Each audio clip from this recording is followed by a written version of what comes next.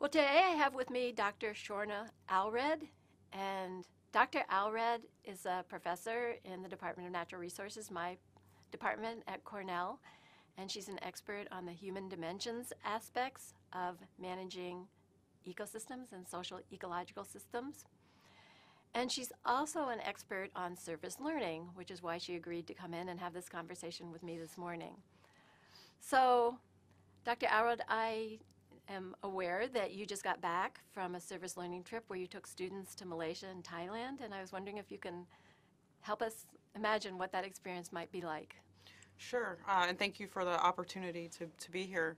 So yes, we just returned from a community-based research project in Thailand, and the program that the students participate in is called Global Citizenship and Sustainability. And what the goal of the program is, the mission is really to strengthen cross-cultural communication through community-based environmental research. So the students, while we are in Thailand, we actually partner with a university in Thailand to conduct research with the community, and the focus is on flooding and how communities can not only recover from flooding, like the catastrophic floods that affected Thailand in 2011, but how can communities move forward in terms of resilience and adaptation for the future? Because as you know, with climate change, as our climate is changing, precipitation, the propensity for extreme weather events and increased precipitation will only become more common in the future. And so the students are really gain an experience in connecting the intellectual work of understanding what it means to be a resilient community with actually being able to work closely with a community in Thailand and find out about their experiences with flooding and how that can inform flood adaptation planning for the future. It must be sort of moving to hear these stories of people who survived those terrible floods. You know, it really is. We're really about capturing the stories of people, because in learning their stories of the past, the present, and the future, we feel like that's the mechanism by which we can plan for the future in terms of adaptation and resilience. And so there are stories of loss of life, loss of income, livelihoods. When we think about flooding and in the communities that we work with in Thailand, these are communities that are located right along the river. In this case, the Tachin River, which drains into the Chao Phraya River Basin, which flows actually through the city center of Bangkok to the Gulf of Thailand. So it's a very complex social ecological system when you have an urban center that lies at one of the major rivers in Thailand, and of course the tributaries upstream.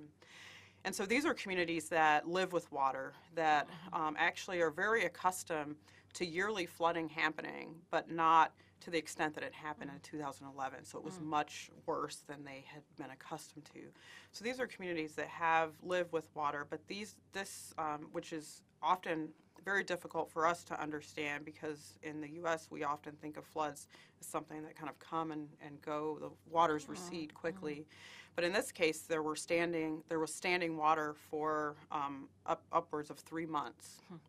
And so when you talk about living with water, these communities really had to think about how to live with water, how to adapt, how to earn income, how to survive as a family when they were wading through water on a daily basis. So the stories are really emotional, very touching, and also very informative about ways that they adapted to flooding in the past, ways that they used natural indicators to know when floods were coming, things like the moon calendar, things like understanding how bamboo grows, how ant behavior changes when floodwaters are coming. They move up the mound, and so they had these ways of knowing when and how to prepare in the past. But as communities have become more developed, roads have been put in, canals have been put in, and so it changes the natural hydrology of the area such that those natural indicators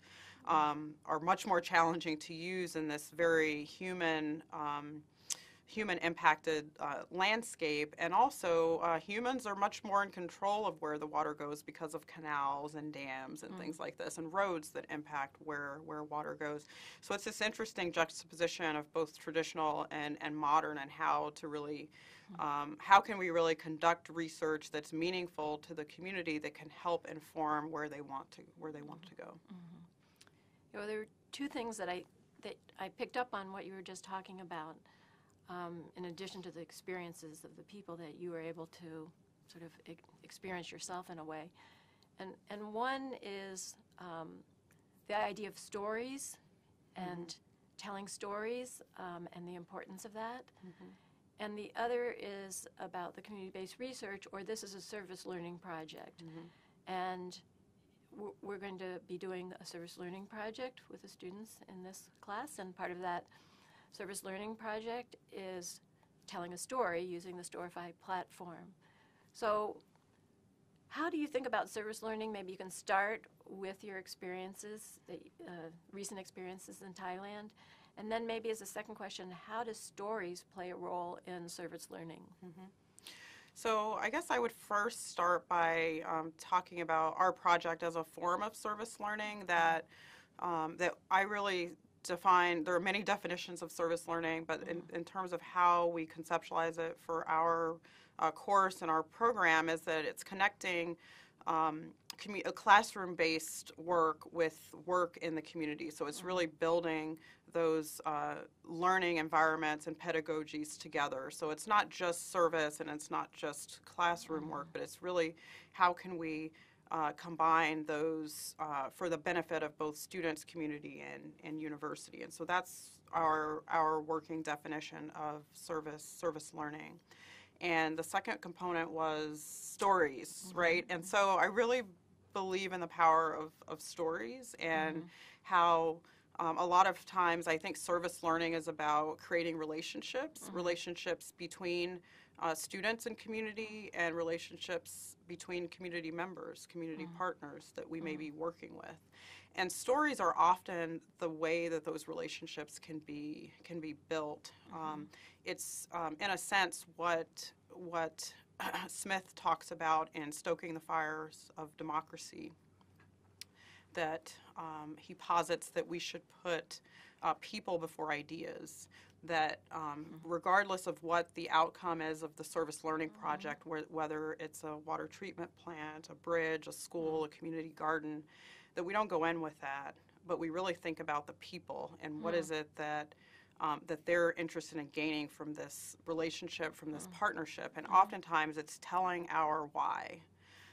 What is our why? What is our motivation for doing the service learning work that we're interested in? And oftentimes that's what creates the bridge between the students, the faculty, and the community partners. That if you don't understand what the community, like what their why is, why they're even at the table, why they're interested in even engaging in this partnership, and if they don't understand where you're coming from as an instructor or as a class of students, then it's often very, very, very difficult. And so we sometimes start with our why, of why it is I'm interested in doing this work, and that helps create the bridge with the community. So for example, I grew up in a coastal community in Texas, and so hurricanes, floods were a part of growing up, the fear associated with that, the uncertainty, in a sense almost losing my family home in Hurricane Rita, and having family members that didn't want to evacuate, just the psychology of that, of the importance of place and leaving that behind, and how difficult that is. And so by me sharing that story about what it was like struggling with my own family through these kinds of situations with flooding, extreme weather events, it helped the communities I was working with in Thailand to understand why this was even something that I was interested in partnering with them on, and help. So just sharing those stories, I think, can be a really powerful tool in building relationships and just understanding and creating partnerships for service learning. Yeah, that's interesting. That's certainly something that the participants in this MOOC could do also is one way to approach a group of civic ecology stewards would be to sort of talk about why you're interested and maybe share some of your own experience. That's right. Yeah, sharing their experiences and their motivations and interests, and I think that there's a lot of power in that, and probably we underestimate the power that just sharing our own stories, and also it's not just about our own self-awareness, but about listening to the stories of others, and in some sense we're both sharing a little bit about our own vulnerabilities, and in doing so, I think that creates and builds relationships. So, and it was also, I think, a real learning opportunity for students to really hear the stories and the impacts and experiences of others that are working in things like civic ecology. So, one thing that I'm wondering, and I really like what you're talking about of going in there, sharing a bit, listening, establishing a relationship as part of the service learning project, but our course is 6 weeks. Students will need to get somewhat oriented about some of the course material before they embark on their civic ecology service learning project.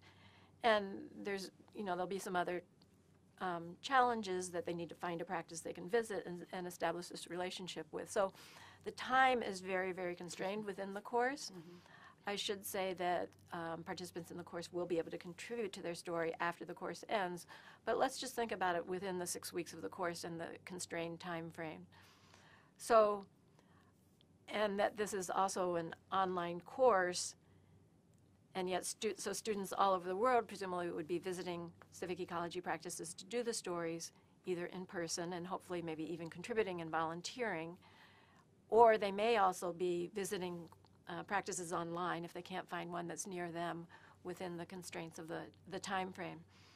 So do you have any reflections or suggestions for us, for the participants in the class or for the instructors in the way we think about this, of our sort of unique, in a way it's an e-service learning experience, although it's kind of a hybrid because there's some opportunity for people to go and visit the practices, and then in terms of the time frame that we'll be working with. So I think that what you describe, actually having students in this 6-week time frame really think about a meaning, can they have a meaningful service learning engagement component during that time? And I would say yes, definitely they can. I don't think that there's necessarily a time frame about in regards to service learning. I think it's about the approach, and the approach really creating an environment for service learning that is reflexive, that involves not only going out and observing the practice and maybe even participating, but it's how they're reflecting on that. And that's actually a significant part of the learning process, is really connecting it to their own experiences, to what they've learned in other components of the class. And so those connections and synapses that will hopefully be firing after they come back from this experience, from conducting the experience or participating or learning about it in some way, engaging in the practice in some way, that reflexivity, I think, is a really critical component. And so I think that deepens the experience, even if it may be, in some cases, programs might be a day, they might be a week, they might, in our case, it's a year-long learning process. In your case, it's 6 weeks, but these can all be really meaningful experiences. And what I say is that I hope that they build on one another, that a student participating in a day-long or 6-week experience, maybe that will turn into a semester-long experience later, or a 6-month experience for that student later, or maybe they, develop a relationship with an organization that they then decide, this is who I'm going to work with. This is how I want to want to spend my time and dedicate my time based on what they learn in this experience. So I think it's a great baseline, it's a great foundation, and it's also can hopefully lead to other experiences. And I've really been influenced by the writings of Parker Palmer, who wrote The Courage to Teach, and he talks about the fact that democracy is not a spectator sport, that a lot of times it's just about, how do we get out there in society and act, but act in ways that are meaningful, in ways that are reflexive, and in ways that really allow us to bring our strengths while also recognizing those community assets.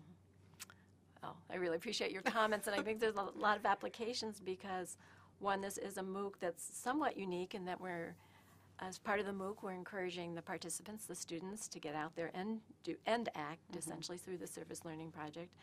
And through the civic ecology principles, and we've developed a set of reflective questions about those principles.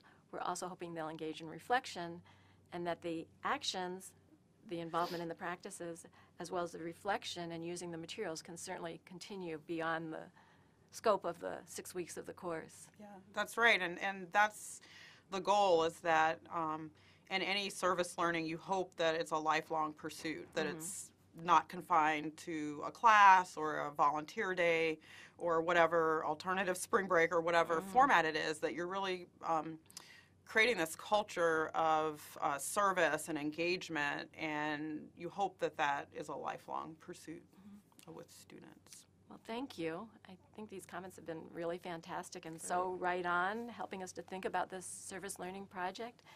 Is there anything else that you wanted to share with the participants in the MOOC? Let's see, anything else? I guess just that service learning can take so many different forms, and I think it's wonderful that you're offering this opportunity in an online format, because that I think that's pretty rare, is to really have this engagement through an online platform that really encourages participants, students, to really go out in their communities. Many who already have these connections in their communities, or it may spark new ones. And so I think it's wonderful, and I look forward to hearing how it goes and if I can help in any way. Well, thank you, and thank you already for the contributions that you've made. Really appreciate it. Oh, no problem. Thank you.